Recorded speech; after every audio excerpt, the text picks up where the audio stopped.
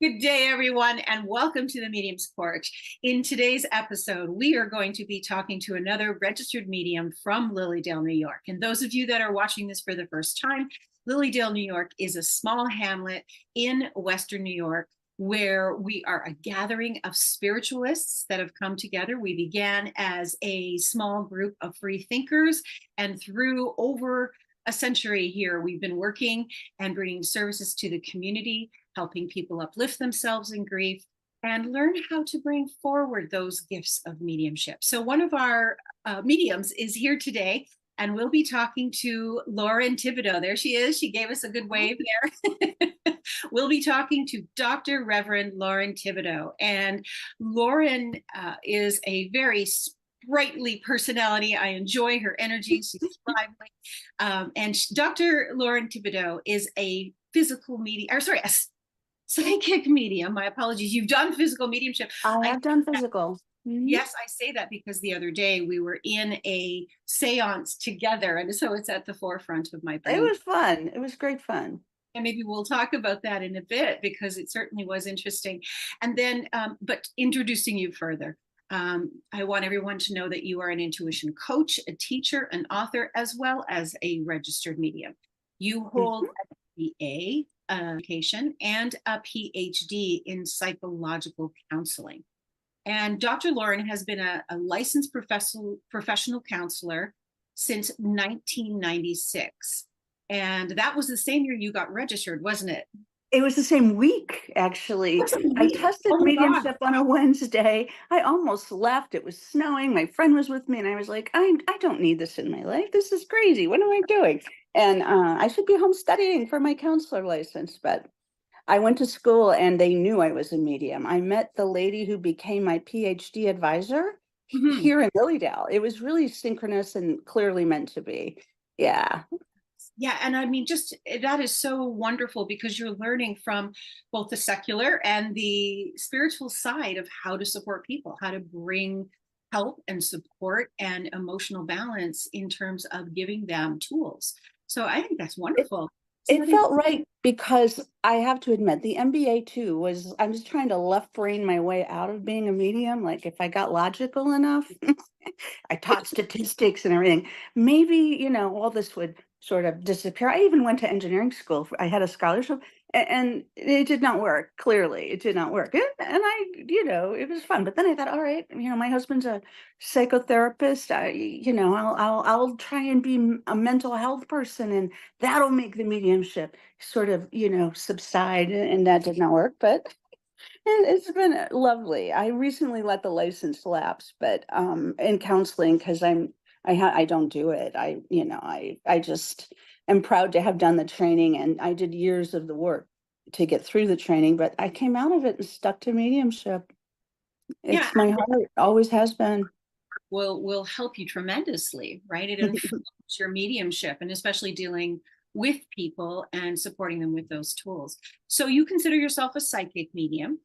You're also a writer, you're a teacher, you're an intuition coach.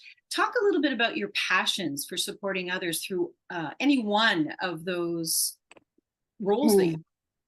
I absolutely love introducing people to mediumship and learning to trust and work with their intuition. And I think my favorite thing to do is demystify it and help people understand it's simply another tool to use to get through life. I have a lovely student who has nicknamed it the HACK, the Heavenly Assistance Committee, which I love that phrase. I use it.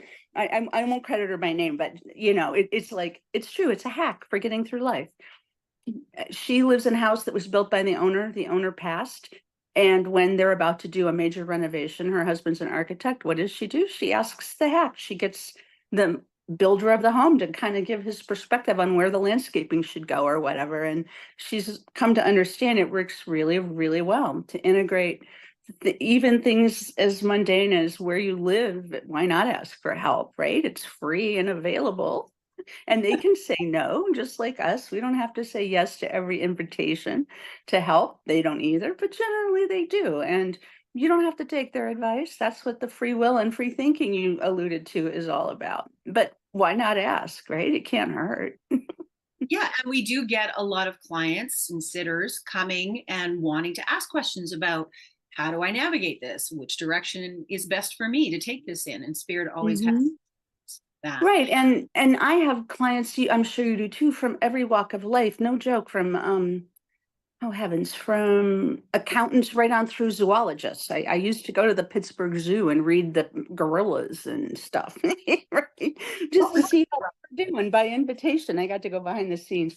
I will tell you, you prefer orangutans to gorillas. Yeah, the gorillas are a little, Why they is that? throw themselves at the cage wall at you. Yeah, they're a little aggressive. You got to learn to stand your ground with the gorillas, but I really love the orangutans. So you So just, would it you is say that the fun. You gorillas meet have more ego? everybody. They're Sorry? sentient, so they have more ego. The Oh, gorillas. very much so. And it is sort of a test, a battle of wills or something, or mammals, I guess. Right. But this, I think, is my favorite thing. I meet people I would never meet any other way except through this work. If I worked in any other type of role, I would have colleagues and maybe clients and things, right? But here we meet everybody. That is the delight of it. I came to know some lovely classical musicians, and it was because I gave a message at the stump to the cellist and his wife, the violinist, and they visit Lilydale every year. They've even played for us here in Lilydale with their advanced students from the local SUNY Fredonia group. I mean, I would not run across people that are, top five kind of world class people, except for hair. It's great fun. You just never know who you're going to get. And helping them appreciate intuition in music. We had some lovely conversations about that. And you know how people can play really, really technically proficiently, but then there are the ones you can tell have added to that, where they sort of bring their own spirit, their own heart, their own intuition into it, right? About the musicality. It's great fun. And maybe you can't do that in accounting. You got to probably stick to the straight method there, but it's really fun to help people find creative ways, intuitive ways to improve life, even if it's your home, your business day life, your kids, whatever it is. I think intuition is sort of like extra seasoning or something, right? Mm. So you're an intuition coach, so you help those that are just tapping in, breaking through that eggshell of awareness into their gifts, their connection with that higher awareness. Right. My first book, I included in the back a section on how to determine your mediumistic style. And I have found most people start with a very visceral physical style, right? They a clench in the tummy, a headache, or they get a pain in their chest so they know it's not theirs, and then they find out their grandfather passed of a heart attack, things like that. They feel it in the body often. And I have learned to coach people through that one. If you don't want it, you simply say, tell me, don't show me. I don't need to feel it. You just need to tell me. And that's when you're moving from the physical then sort of into more mental mediumship, whether it's the visual sort or auditory. I hear an awful lot. I love reading for artists and people that are highly visual because I sort of get to see through their eyes for a little bit, which is great fun too. And over time, you sort of get to that place. We know it as claircognizance, right? Where you just have a sense of, I know, I just know. Yeah, yeah. But it starts, you're right, with trusting your basic intuition, testing that out in daily adventures. Even if I have a game on my phone that I just never removed. It's a game I don't even play, but every day I click in it and it comes up with an amount of money added to my account, like you win a prize. And every morning I decided I try to guess what the amount's going to be, right? To intuit it before I get it. And I probably am about 80% getting it within 5% of the number. And it's a random number, so it's not predictable. So even little things like that, I think people, if they test it out, if you prefer pick a city you don't live in and guess the temperature 5 days out and look it up and 5 days later, just to see. Reinforcement, I think, helps build confidence. Yeah. And those are simple little ways to do it. And they're I things that think are day. They don't take much effort. They don't take time. You it, just you're tune in. checking the weather anyway. You might as well see what's going on in Auckland, New Zealand, right? Oh, because it is also coming into their fall, right? It's spring here, but why not? You don't know. And do it in Celsius, because if you don't know Celsius very well, it's another test. Are you feeling guided to it, or are you guessing? And over time, you do come to appreciate it, as silly as it sounds, those little hits help you trust the big hits. Yeah. So it's like psychic calisthenics. Yes, there you are. I like that. Psychic calisthenics. Exactly. Kind of We like, use that word those anymore. kettlebells for your Mhm. intuition. Yeah. Credibility for your intuition. I like that. Yeah. Yeah, very good. So you enjoy that process. You take people on one-to-one, is that right? You do it privately, or do you do group things? I do privately, and I'll be very honest, I don't really like to do Zoom. I am very easily distracted by more than one thing. I got ADHD kind of thing going on, and I really like to just close my eyes and hear a voice. And that's the connection I need.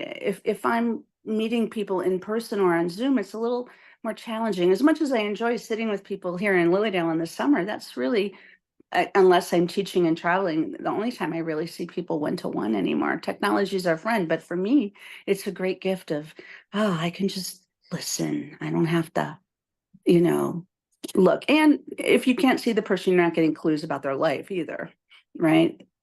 Yeah. You can see often, how they're dressed. You'll get a sense of their age and Yes, all you're those not things. And I prefer to be the blank slate. picking up Yeah. the parts that are obvious by them sitting in front of you. Yeah. So if you're on the phone, then you're being much more isolated from those influences. Yeah. I like being uninfluenced. I don't know how to describe it, So but for the closing your blank eyes. slate thing. Yeah. But Now, oh, sorry, I was just going to ask. So for the people that are listening and are struggling to shut the world out enough to do Mhm, this, suggest closing your eyes. And of course, I know, absolutely. yeah. And then you would also suggest, probably, I'm guessing based on the fact that you're a medium in Lily Dillon spiritualist, you would suggest sitting down quietly on a regular basis and meditating and or sitting in the power, however Sitting you. in the power. I was just thinking of that. That's the British term for just sitting and allowing spirit to come to you. You're not doing any mantras, you're not saying any prayers or affirmations, you're just quietly sitting and saying, please come to me. When I used to do a lot of teaching in New York City, I called them the lovely randoms. With my students, we'd invite everybody to show up, and didn't have to be a relative. I want people to have that experience of connection. And I think of it sometimes like meeting somebody at a party that you've never met. And you're just like, oh, okay. Well, that's interesting life you got there, you know? Is this that way with spirit people to me? And they wander through, and maybe they don't belong to anyone in the room. And it doesn't even matter, because being a medium is about the connection, right? The placement part, you get to that later. I think people first need to appreciate it feels very different than working with humans in our world here, and it's great fun. I was coming through my house the other day. I have a little guest house now in Lilydale, and one of the people that staying for the eclipse was saying, well, you do know that the house is kind of haunted. And I said, we don't use, I wouldn't say that. It's spirited. It comes complete with extra guests, people who want to make sure you're wealthy. I'm sorry, wealthy too, healthy and well. They're not here to harm anybody. They're here to help, really. Yeah, I think that you were thinking of that expression, healthy, wealthy, and wise, or something. Something like that. Yeah. And these folks, I mean, I've heard the lady now and then. I hear noises upstairs, and I know it's not critters. It's the cat's over here with me. You might hear her later, but they don't, there's nobody there much of the time when I'm here in the winter by myself, right?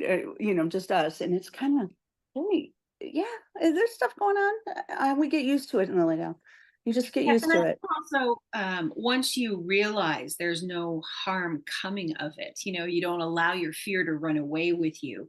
You recognize Mhm. that this is a natural form of communication, and that sometimes there's information that comes through that's not necessarily directed to you, but you pick it up, but you don't have to be afraid. Mhm.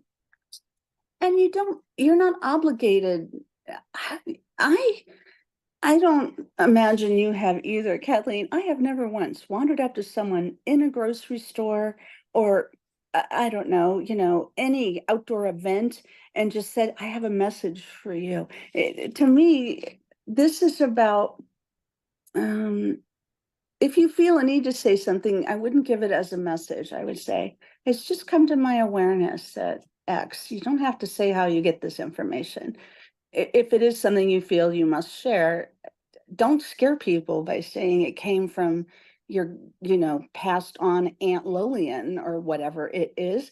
Just get to the good part. Just say what it is. I Um, actually had an experience early on in the game where mm, yeah, I was at that point where I didn't consider my identity as a medium. I knew I could do mediumship, but I didn't, mm. it wasn't like It wasn't, I didn't go into the ta-da, world. here's Kathleen the medium every day, all day, huh? Yeah. Exactly. I wasn't in that place where I realized this was my path yet. So Mhm. I was in a grocery store, just like you mentioned, and I'm idly zoning out, right? I'm behind the person that's checking out. I've got a couple things. I'm like kind of staring at the black belt that's moving along, not paying much attention. But I hear voices in the background, and they were the women talking. It was the clerk and the woman in the lineup. Oh. And I Mhm. heard it was so loud in my ear, like someone was standing beside me. I heard a male voice say, "Tell her she's being taken advantage of." And I was Oh, like, wow. what? I turned around and looked. I turned around to see, oh, who's talking to me, right? And of course, there's nobody there. And it actually took me a second to tell myself, oh, yeah, right. I'm a medium. I can talk to this person. They found me because they know I can do this. Yeah. Yeah. I'm So I'm the translator for the divine today. Yeah. I loved it because it was an opportunity for me to exercise my values, which was the same as Mhm. yours. You don't just kind of throw messages out No there. blurting. Exactly. Sensitive, they're important, and it's unfair to give it to somebody if they're not ready for it. I believe. And it should be free will on both sides in agreement. I We basically talk about it in in even kids are learning to always ask permission to touch somebody. It's kind of like that. You should ask permission to touch someone with a message from spirit too. Yeah. May I give you a message? even pets. You think about pets. You And don't walk up to a dog and start petting it. You say, "May I pet you?" Or you ask the owner, "May I pet you?" right. There's Exactly. It should be permission on both sides. Yeah. I'm willing to if you're willing to. And it is a little strange though when you've got these random, this is important, you know. But I have learned, and this is something I find a lot of natural mediums struggle with because we think we should all the time. And I have really learned, maybe it was that PhD in counseling too, to define the boundaries that I'm willing to tolerate. And I think that's very important for anyone who's naturally mediumistic, whether they're undergoing development training or not. It just learned to say, please, I don't want to hear it if I can't make it better.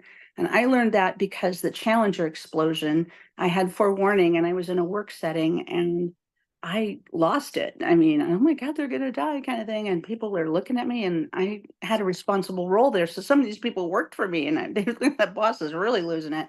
And I actually went with a colleague. After work, we drove to the other side of town. I lived in Cleveland then. They have a big NASA Lewis Research Center. And I called from the payphone at the back of a mall. And because I didn't want to be traced, because I'm starting to think, they're going to wonder. But I knew it would do no good, right? I knew it wasn't going to be stopped at all. I couldn't, but I also knew personally I had to make an effort, right? And so after that, and a few other similar, you don't really want to know about earthquakes and fires and things that you can't, plane crash. You can't, what can you do with it? If I can't make it better, I don't want to know. But I can make it better by holding good thoughts for those who may be affected negatively. There's other ways we can go at it. So I think that's an important lesson for a lot of naturally mediumistic, sensitive people that you can say, please, not if I can't make it better directly. Please take that information to someone who can, you know? right, and I think sometimes even prophetic dreams, right? Some people get Yeah. prophetic dreams. And I think sometimes the reason, and much of the time I've experienced it and talked to other people, the reason that we're given that information, I have concluded, it's always, Mhm. there may be other reasons and exceptions, Right. but I've concluded that it's because spirit has the intelligence to know that you are in the proximity of supporting others through this difficult. Right. And so you're given this information. So you're almost, I would say, pre-prepared, that you Mhm. have information, that you have some moments to catalyze and metabolize that information yourself, so that, say it was about your friend shows up. Now when you find out it happens, you're not telling them, Right. but when you find out it happens, because it is out of your control, you're not wrong by not telling them. What you're doing Mm, is providing support. You're providing a yes. of understanding, because you've already metabolized the information, so you can actually be there for someone else. It's true. You've cleared the pathway so you can just hold the space for them because, it's now a little determined. Even after that, I was getting off a plane from Atlanta in New York City, and a man across from me was with his child, and he was showing him, oh, that's all the buildings. He's pointing at all the buildings in the skyline. And as we were just landing, I got my bag from the overhead, and I heard a voice tell me very clearly, it's not going to be like that for him, meaning the little boy who was about 6. And 2 days later, we had the Twin Towers incident. And I remember at first thinking, why didn't I know? And then I said, I know why, because I said, don't give me these things, right? Unless I can help. But I also learned in that moment that people naturally, I think, want to wish away bad things, or, because immediately I thought, oh, of course not. The skyline changes every day in any big city. Of course, it's not going to be like that for this little guy. But I remember even then and still now thinking, it did help me get ready, though, as you were just pointing out, it did. And then being a New York City area medium at the time, oh goodness, I lived in Princeton and I worked in New York, and boy, we had a lot of people that needed a lot of support through that. Yeah. And yeah, and it's really tough because I learned other important lessons. One being, people often want to know exactly how the end went, but there's no way to confirm it in many, many situations, is there? And we know from having experience doing this, we hold that knowing, we'll call it. I know that this person left the world when the plane hit the tower, whatever, praying with a group of others from the office, things like that, when it's inevitable. And I learned so much through that, even though as challenging as it was. Um, and I was asked to help support a group of young widows. And, that's tough. Everybody was reeling, but the widows the most. And pregnant women, sitting there wondering, my world literally has collapsed here. And it was so interesting. And I'm even in somebody's book about it. Somebody wrote a book, one of the people whose husband did the let's roll thing. Yeah. And I just have great admiration for what humans tolerate, what we can tolerate, and how much spirit is willing to help if we're willing to allow it, right? If we accept it, and that especially through the darker days, yeah. Um, Bringing a sense of, it's not even hope exactly, but more a sense of calm and centeredness that, yeah, we're eternal beings. It's going to be okay. It And the fact is. that we're eternal beings is we have a chance to heal, right? To heal Mhm. that which has been difficult and dark. We have a chance to heal it. We have a chance to evolve in our understanding. And as mediums, we are continually having the opportunity to grow as spirit brings in new information. That spirit intelligence has, I don't know, I can't say I have proof of a divine map or a divine plan, but it certainly Mm. seems like it, right? I mean, It, all the things it's watching here, it's the most fun though, isn't it? I mean, that I particular. still laugh. I had this lady come see me one time, a lovely, lovely lady. She was an artist, and she had invented a technique for her art where she could develop something where it wouldn't stick to any substrate. It would peel off. And I'm sitting there, thank goodness her friend was there. I'm sitting there going, she's invented wound care. It won't stick to anything. Yeah. Right. And then this goes back 25 years probably. And then the friend kept saying, listen to what she's saying. And the woman kept saying, I don't understand. I'm an artist. Why are you talking about wound care? And I'm like, you've invented something for this thing you love, but it has applications that go this way beyond anything you could imagine. And her husband was a patent attorney, and here we are, no stick band-aids. It's a good world. But I mean, it's like you never know as a medium where you're going to be, you have to be willing to just kind of not, not Hansel and Gretel into the fire in the forest, but like you got to follow the little trail of breadcrumbs and be willing to say ridiculous things to people. I have said, I'm sure you have too, things that sound absolutely crackers, as the Brits would say, right? They make absolutely no logical sense. And then the person goes, oh yeah, totally get it. Understand. It Thank doesn't you. sense to us, but once you say it and trust spirit and the reason it's there, then it makes Mhm. sense. Oh yeah, that's my favorite kind of thing to do, just to find out where we're gonna go. Like, oh, it looks like art, but look And at it this. reinforces for us the intelligence of what's going on, that we really aren't a player in the situation when we're doing it properly, Oh, right? exactly. And in a weird way, I think beginning mediums are, I wouldn't say they have it easier, but they have no, they're less able to refer to another experience. We keep building these concentric circles, right? And they're still down here, and it's just real straightforward for them. They don't overthink it. They don't try to figure out where it's coming from and why. A beginner's mind, I think we would say in the Buddhist tradition. We got to get a beginner mind and just kind of go, all right, I don't know why I'm talking to an artist about burn care either, but here we are. Right? In honor Yeah. of those beginners that are overthinkers, I was in Mm. those people. But over time and time again, just knowing there was something more that I needed to understand. And Really. isn't it, I mean, the people watching out there and listening, it's really hard to explain to people. This is absolutely the most fun. It really is. The feeling of hearing about, you know, I one time got a message from a cat on my phone for a client, which was hysterical. I know. And it was just so strange. I got up to get a cup of coffee. I come back. I was listening to the news or something, and my window on chat had opened up, and it had Mr. P in there. And I know the cat was named Mr. Pickles. And it had a relevance to something that was going on. And, I thought, all right, next time we talk, I'm going to, be sure and save this. Right? Clients and their relatives and pets often show up a day before the appointment. So I was like, oh Like something's yeah, on my leg. your cat was lovely. I do know that. He can type fairly well, but he can't tell time. He showed up the day before. It's tomorrow that we're talking. But it was really fun. You just never know. And that's the thing I think about being a medium. A lot of people would just go, this is weird. Okay, something weird with my phone, but we're used to it. And we're like, all right, I'm just gonna take a little screenshot, save that.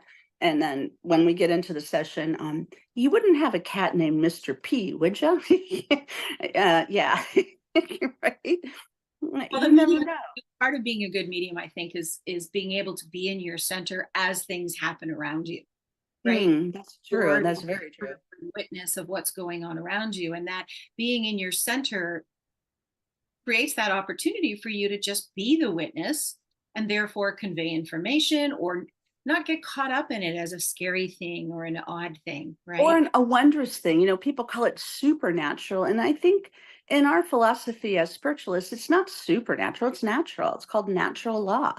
You know, I'm no longer surprised. I used to take pictures of, okay, I have a lot of physical activity around me. And yes, I live in LILYDALE. I've been here a long time. So first moved here in 97, I guess. So long time. And I am very careful now about, I notice it teaches you to be much more aware, doesn't it? I know I put my shoes toes to the edge, right up against the wall, against the baseboard, and they move all the time.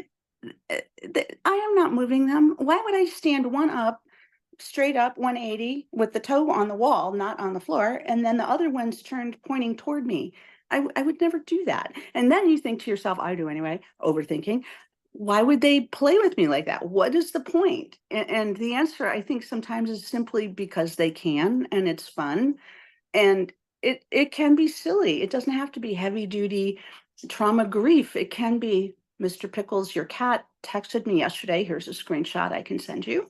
Right? Or, all right, again with the shoes. It happened to me today. Again, I don't even take pictures of it anymore. Because why? I mean, you can't, unless you had a camera trained on it all the time, you wouldn't see it. And even if you did, how this works. It would happen right outside the range. of anything you tried to catch with it. The people who do EVP, electronic phenomenon research, know this too. It doesn't always happen front and center, does it? It kind of happens at peripheral vision or out in the edges. And it is fun. I'm never bored, that's for sure. Yeah. I keep Well, telling them drop money, and they do. They'll throw coins on my floor. And when I say, one of my favorite sayings for people that are out there listening who want to improve their intuition, I tell my guides, make it unmistakable. Make it unmistakable. Do not leave it open to me to interpret, right? So I don't get a penny on the floor. When I first took over this house almost a year ago now, I found 77 cents on the floor. It was hysterical. And I had somebody with me, the housekeeper, and she's the guest house manager helper. She's great. And we're looking around like neither of us had change in our pockets. Neither of us even had our wallets with us. There was no, it was the first time I walked in and there was 77 cents. And I thought, this is cool. Thank you. I can't miss that. 2 cents, a quarter, I might think, nah. But 77 cents, 72 of which was in one place, all gathered together. And I thought, all right, thanks, people. It also works on gratitude. When you say thank you, they keep bringing you little fun surprises like that. It's like somebody bringing you flowers for no reason, it's just fun and sweet. There's a sweetness to this that I think a lot of people might overlook. It's like having more friends than you ever thought you needed, but it's funny. It's fun. probably no surprise then that I accidentally said physical medium at the beginning because you're having all this physical phenomena. Oh, all the time. It's LILYDALE. Anybody who comes to LILYDALE, I warn them. I've had a lot of students show up, from New York, New Jersey, and I'm always like, look, be ready. It will enhance whatever's going on. Just be ready for bigger, better, more kind of experiences. And they're shocked. They go home and they're like, you told me my intuition and all this would enhance from coming here, but I didn't really get it. And how do I make it stop now that I'm back in New Jersey or whatever? It's really fun. I say, don't make it stop. Just set boundaries. Just tell them not between 11 and 7. I got to get a night's rest, And Not inside my bed while I'm sleeping. Yeah, not when I'm sleeping.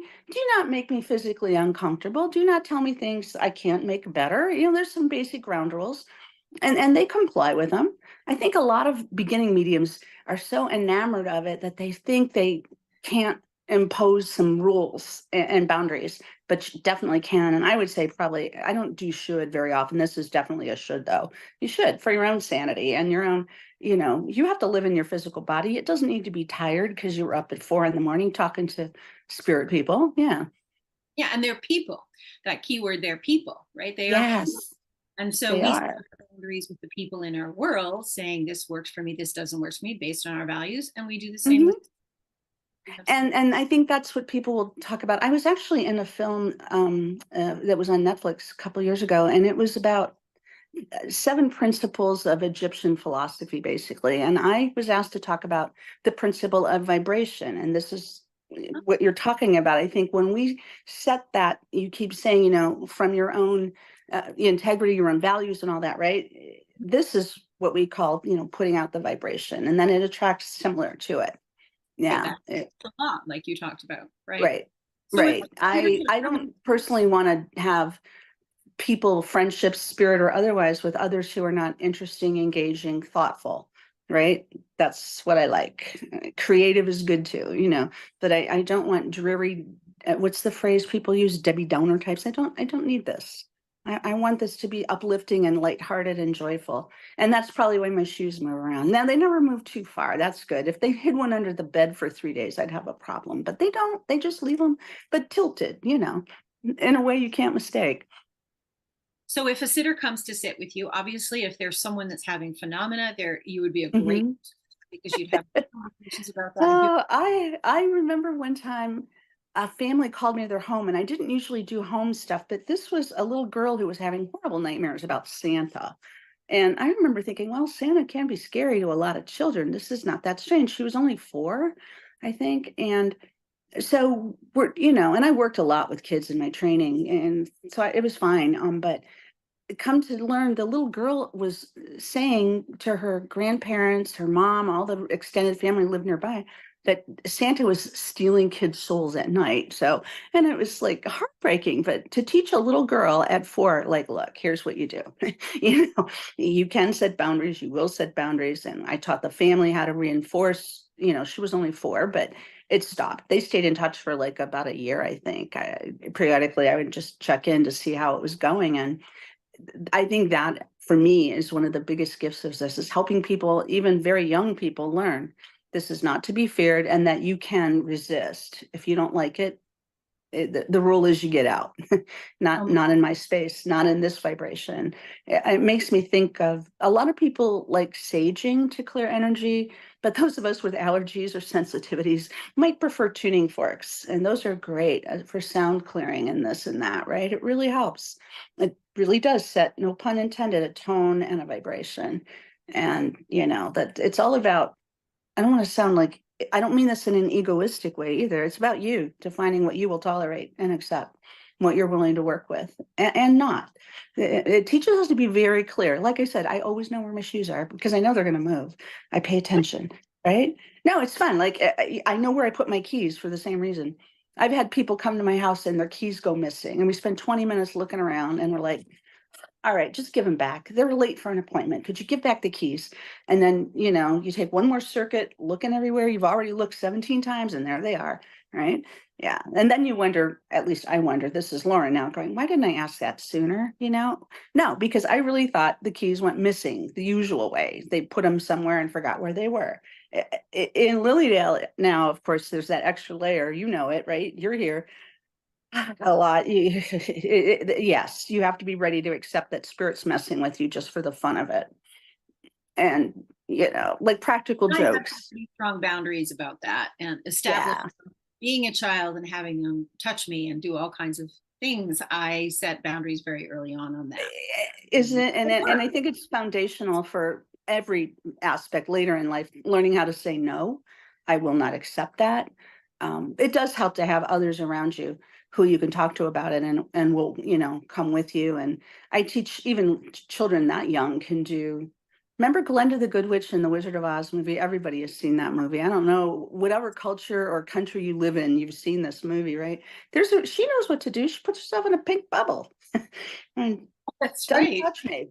Even little ones. I still use that one. And the pink bubble is significant because the color of compassion is recognized as a pink frequency. And so it's not like she's pushing people away. She's just, this is the extent of which I allow the energy to come in a compassionate way. If you're not that, you won't be able That's to. right. Vibration again, right? We're setting a tone here. And this says, no, I also teach people to do return to sender, but I always add uplifted because I'm a nice person, like my vibration is going to enhance. If you send it back, bounce it off the bubble, but send it back uplifted, right? Yeah, send it back with a little more kindness, a little more gentleness, a little more pink. Yeah, there's a reason I wear rose-colored glasses, right? I know, but yeah, they're a good reminder to So I want try to and switch gears so that the yeah. people who want to come and see you this summer have a better sense of what to expect. So as we reach out to you and want to get a reading, how would you tell us what to either expect or how to structure your reading, or both of those things? Tell us a little bit more Oh, about that's interesting. Basically, I encourage people to spend some quiet time thinking about what they want to get out of the reading. Am I here for life guidance from spirit people? Am I here to find out my life purpose? Am I in a place where I don't know what's next? Versus otherwise, you can talk about stuff they already know already. It becomes, you become clear to me with what you want to look at. And I know it's very tempting in a half hour or an hour reading to want to cover 17 things, but I would encourage people to think of maybe 3, because we get into this pretty deep sometimes, and you're not going to get a yes, no answer. Typically, you're going to get if A, then B, if B, then C. Right. So because we're seeing sort of at a meta level, a bigger, higher, elevated picture of it, like a drone's view, I guess you could say. We're getting the drone view, not the one where you walk through the house and the ad on you're selling a house. Real estate makes me think of real estate suddenly. Like we're getting big view of the property, and they needed to help us decide what room do we want to go to with this, right? Like, where do you want me to go? Also, I think it helps if people understand that if the medium isn't, if you have a particular area and the person keeps staying where, if I'm going on too long in one area, move me, right?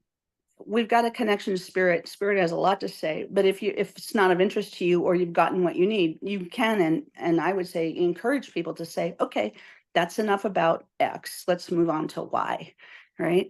Because we get sort of time blind, don't we, as mediums? But we have lots to share. That Yeah, it is fun. You can tell I don't talk too much, but no, it's I would say those two things. And I think everybody, not everybody, if you're new to Lilydale, you might not understand. It's a really good idea. Whoever you wish to consult as a medium, book an appointment ahead. Oh, yeah. Yeah, you can always cancel it if you have to. It's just easier for you that way, because how many times do people come knocking on the door at 7 o'clock at night saying, is anybody doing readings anywhere in town? I've been looking since 3 in the afternoon, and I feel bad for them.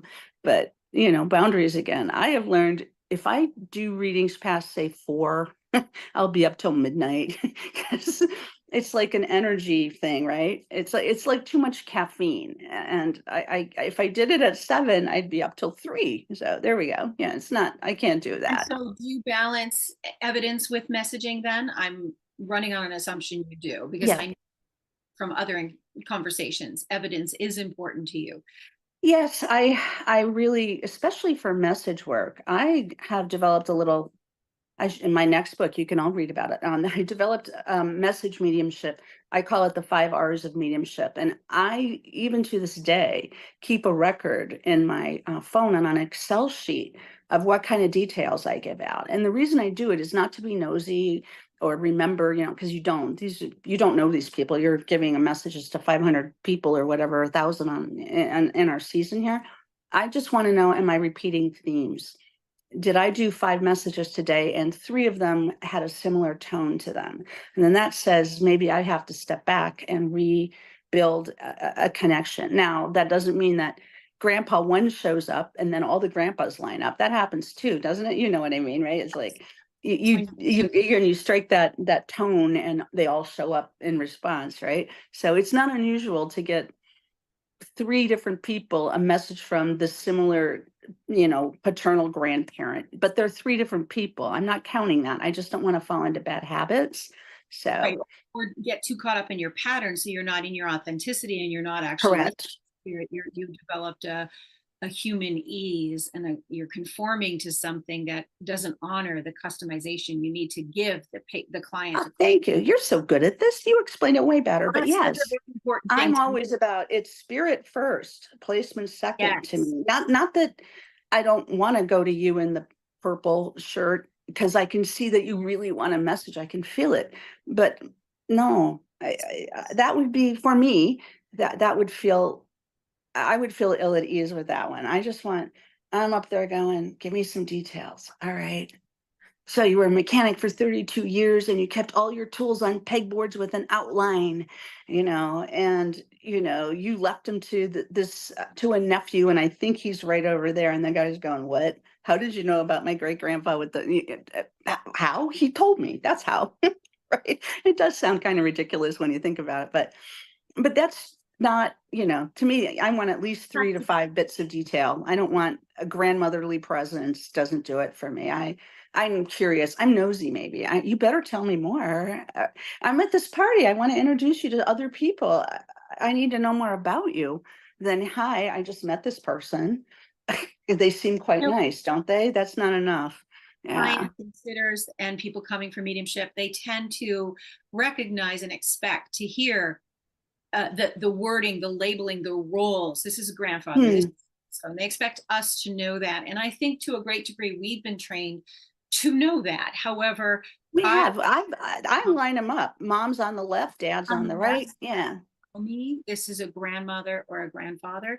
I've started to practice no longer, and I've started to practice no longer.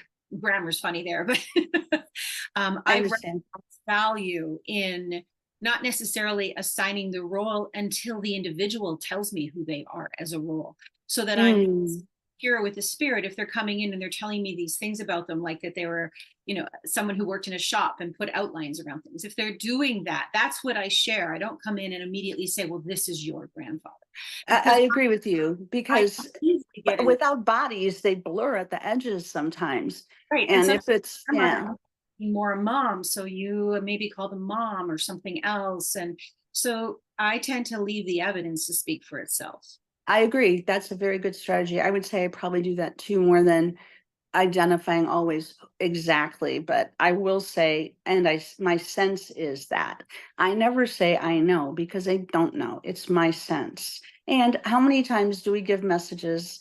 I remember one out at the stump. Oh my goodness, it was just what is it with little ladies that weigh about 82 pounds and they can put out a voice so big and loud? Nope, that never happened. And then you tell them the message and they're going, nope, nope, nope, nope, nope, nope, nope. And then you're leaving and they chase you down the path with tears in their eyes going, I understand now. I know who that is. But, it's really interesting to me how often people don't even know their own history because they're expecting grandma. They're not expecting, you know, um, And family, people on the some family. other extent. Yeah, because, and so I'm not blaming the setters in any way. They knew those people probably the best, and it makes sense to expect that. But I would say to clients of any medium here, I think you have to kind of be ready to kind of go down. You got to be willing to take that little trail that might go 17 different directions first. You're like, okay, I don't know what my uncle's second wife is doing here, but okay, all right, we'll get to that, but you never know. They want to say hi. They have a place in this too, right? We, the sitters, want something, and they also do. Yeah. Sitters need to come to us with this desire already placed, right? Hmm. In I want to show up, grandpa, grandma, nana, dad, Yeah. whoever. And I leave that, I show up with you, and I'm open to what unfolds, because the spirit world has a plan in the sense of how they want to support you and how they want to give you And the. I have to say, have you noticed this? I've been at this a good long while, and we didn't used to have, what is that? That genetic testing where you can prove who's really your relative. I had these ladies one year and it was really funny. I said, boy, it's almost like your sisters. They came together, two women, and there was a third on the porch waiting. And I said, it's really like your sisters, but you all grew up in the same town, I guess. And they said, oh, yeah, they were half sisters and they didn't know it. And they were like in their 60s by this time. And somebody did the 23andMe or whatever it is. And they found out that, yeah, oops, dad got around a little bit. Yeah. And I remember thinking, this changes everything, doesn't it? You can't hide, not that they were trying, but truth will out in a whole different way now. And so it's interesting as a medium to have the kind of, now we we may sense it, but now it can be proven. And I personally don't want to tell someone, I'm not sure that the man you think is your father is really your father, right? I would not take that liberty with somebody, but these people thankfully already knew they were a hoot. They really were funny, and they had raised their children together in a small town in another state, and it was just so gratifying. Even the dad thought it was pretty funny that the daughters all came to know each other in adulthood, right? And here he was afraid to say anything, and now they were like, now they just got bigger, better, more family, right?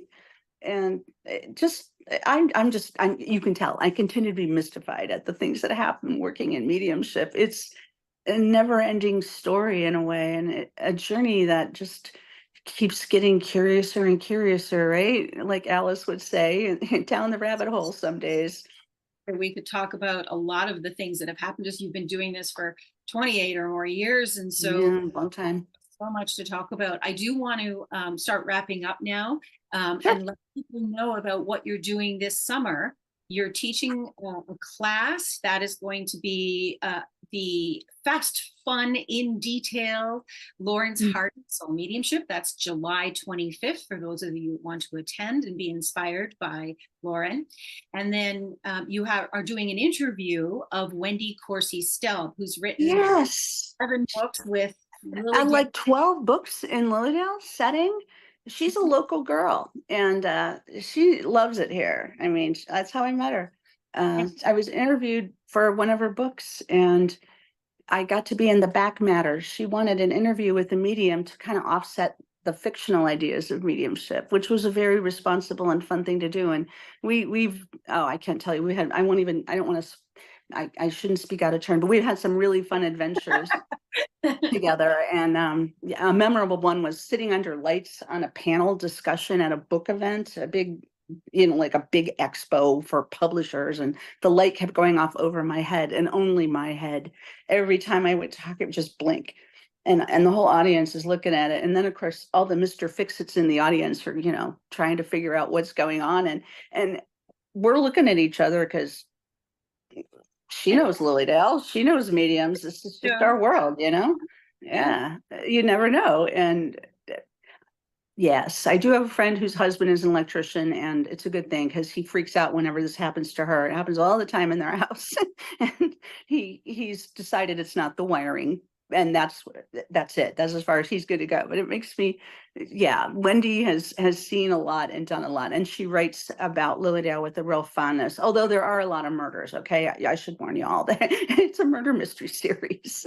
Okay, there you go. We don't have that many dead bodies here. That doesn't actually happen in LILYDALE, right? Does not happen. No, that is the writer's imagination at work, but it's a lot of fun.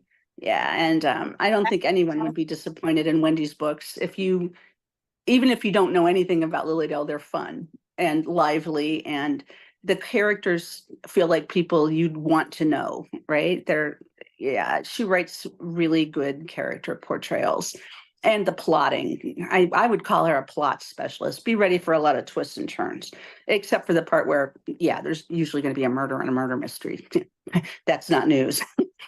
She's coming and I can't wait. We're going to sit in the evening and she'll have a book signing after. And yeah, I hope people can make it. It's July 13th, the Saturday evening. Yeah.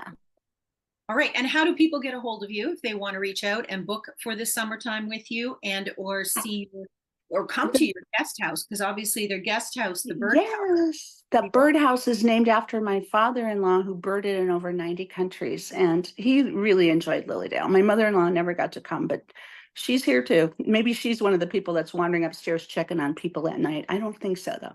But yeah, it's really sweet. We're having a great fun. But the easiest way to get a hold would be to go to the website, Dr. Lauren, DrLauren.com.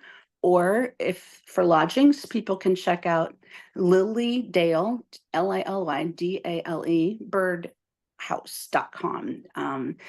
We're automating that because the human and human error is me. So I'm trying really hard to automate appointment setting in both private readings and guest stays, because yes, as I said, I set off lights, mess up phones, my shoes move. It's better if I don't touch anything too long. Better if we're going to have to trust the programmers on this one.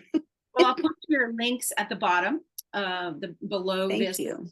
video frame, so that people can quickly connect with you. And anything else for our listening audience before we sign off? Yeah, thank you. There are people, as you know, it's going to be a fun summer, don't you think? It's going to be, yeah, I have a feeling I don't know if it's post-COVID demand or something, but I really feel maybe, and certainly thanks to you doing programs like this, people are hearing about us. Yeah. I just had people from Georgia come stay for 6 nights in the off season because, right, they'd heard and read about LILYDALE. It's a perfect place for a retreat, right? A place, it's much more quiet, but you still have it's peaceful. Just the energy here. I know that's hard to explain to people. It is different here.